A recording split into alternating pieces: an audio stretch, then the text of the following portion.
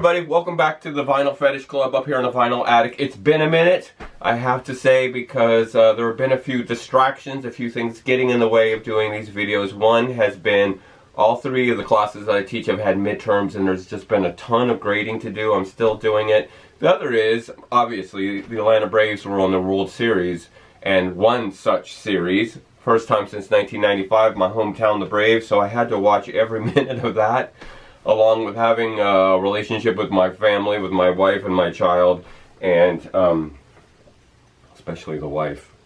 And really have missed doing these videos, but we're back to talk about a great album. Oh my gosh. So remember, we're doing the 100 albums you need to have in your record collection. These are the 100 albums that are sort of required for any complete vinyl collection, and we're doing an album today that is a punk rock masterpiece. So we'll get into what that actually means. The Minutemen's third or fourth album, Double Nickels on the Dime, released July 3rd, 1984. This record changed everything in so many ways, and I'm proud to say that this is the only way you can get the complete album is on vinyl. On CD and on streaming, you don't get the full version of the album, so you can only get it on this double vinyl record. So I want to talk a little bit about this record. Minutemen had been around a little bit. They're from San Pedro. They were signed to the SST label, which was the home to some of my favorite bands at the time, like Black Flag and Husker Du. And I came across them, I'd seen their name, but I was in Hoboken, New Jersey, at a club called Maxwell's to see Husker Du, and there was a set list up on the wall from a Minutemen show where they had been there previously, and the songs blew my mind. Names like God Bows to Math and Party With Me Punker, and I was like, who is this band? This set list was amazing, and the set list became my obsession. I was in Nashville, staying on the couch of one Lori George, who was sort of hosting some of us traveling music people, and I saw another Minutemen set list on her kitchen wall, and I was like, who is this band with all these amazing set lists? These songs are just so great, and the songs are so... And then I discovered that they were the Minutemen from San Pedro, this three-piece led by D. Boone and Mike Watt and Mike Hurley on George Hurley on drums, and were political in the way that the Clash was political. They were so high energy. They were kind of jazzy, especially in the funky, weird bass playing of Mike Watt. And then this record came out the summer of 1984. I remember I was working at a Turtles in Ansley Park, and when this record came out, and immediately picked it up because I knew of this band from their song list and fell in love with this record. So much music, so much. And initially it was going to be a single album. They had recorded a single album, and then they heard that their label mates, Husker Du, were putting out a double album called Zen Arcade, which is also one of the great albums of all time. And so they boosted it up to a double album.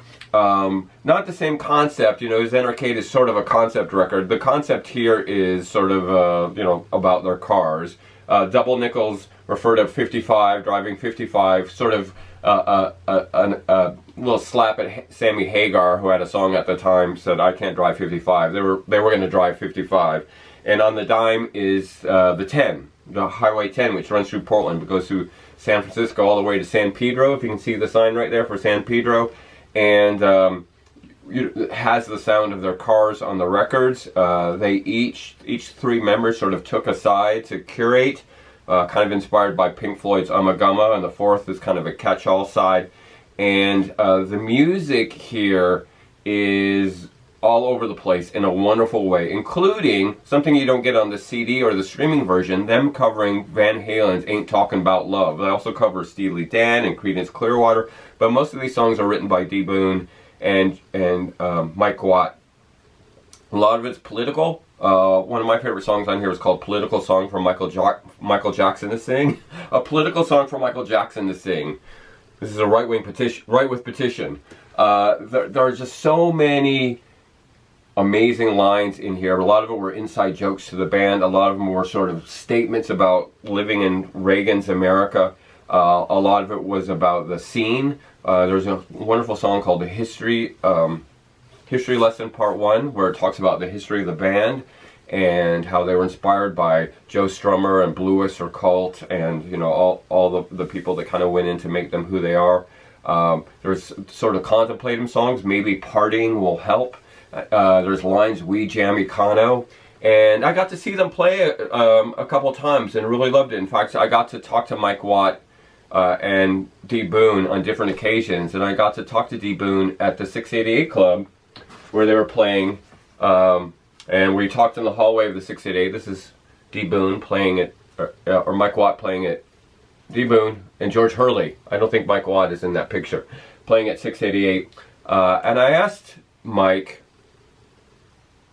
on one day about sort of the jazzy influences, and he said that's all they listened to before they started the band. They were really into a lot of jazz more than listening to kind of traditional punk rock hardcore stuff. And then I got to talk to D. Boone, and I asked him about a line that's on one of these songs on here where he says, "We're time Nazis." And I was sort of, you know, starting my work on studying fascism, and I said, "Hey, D. Boone, what does that line, 'We're time Nazis' mean? I mean, should I be worried?"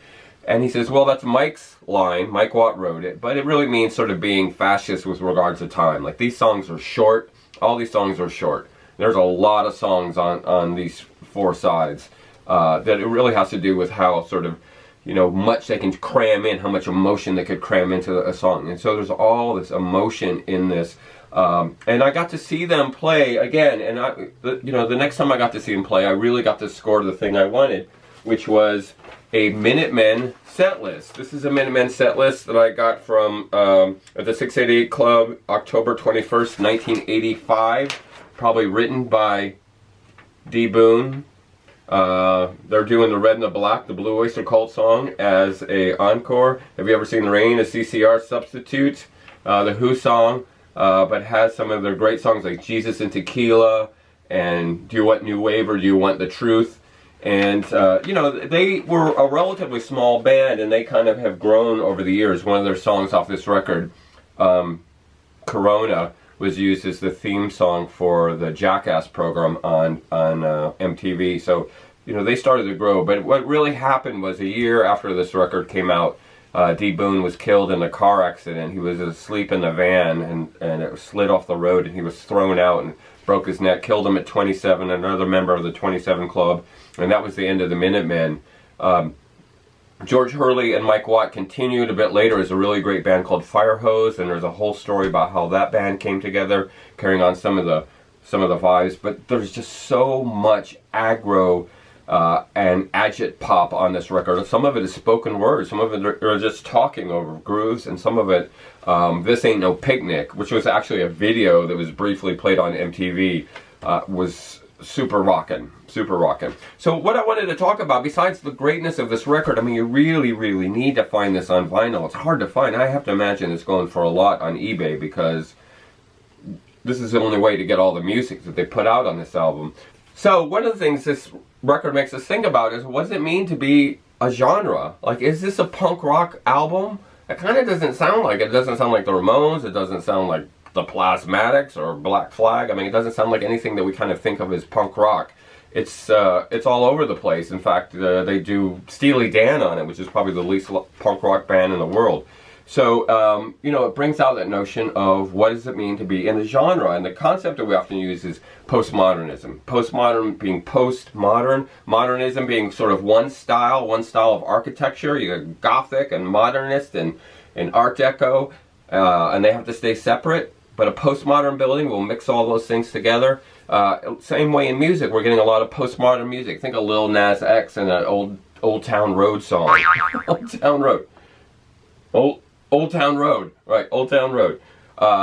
Is that a hip-hop song? Is that a country song? In fact, they took it off the country charts because it was too hip-hop to be country. What does that even mean? What are the boundaries between some genre? So this record really broke a lot of boundaries. It really kind of changed the definition of what could be defined as punk rock. I say you can go outside, you can go into spoken word, you can go into jazz. But the energy on this record is punk rock. It is just so earnest. The chords and the playing are simple on the guitar, even if they're complex on the bass. And the songs are short and sweet and to the point. You say it, You say it loud, and then the song's over, and you're on to the next thought. So in a way, it's super punk rock, but it is aged so well over time. All these little moments, these little bites of what life was like in the 80s for working class people and for people struggling to be free. God damn it, I love this record. I just love it so much. So if you want a record that really kind of captures postmodernism, but that captures an energy, the Minutemen Double Nickels on the Dime is the record. This album matters so much. It matters to these guys. It matters to D. Boone, rest in peace. And it matters to me. It matters to you. You matter to me. This music matters. So let's talk about it. All right. So next week, speaking of next week, we're going to be talking about, yes, King Sunny Ada's Juju Music. I found a copy of it. After losing my copy, we've got it back. We're finally going to talk about King Sunny Ada's Juju Music next week. So tune in, subscribe, like, all that good stuff. All right, peace out.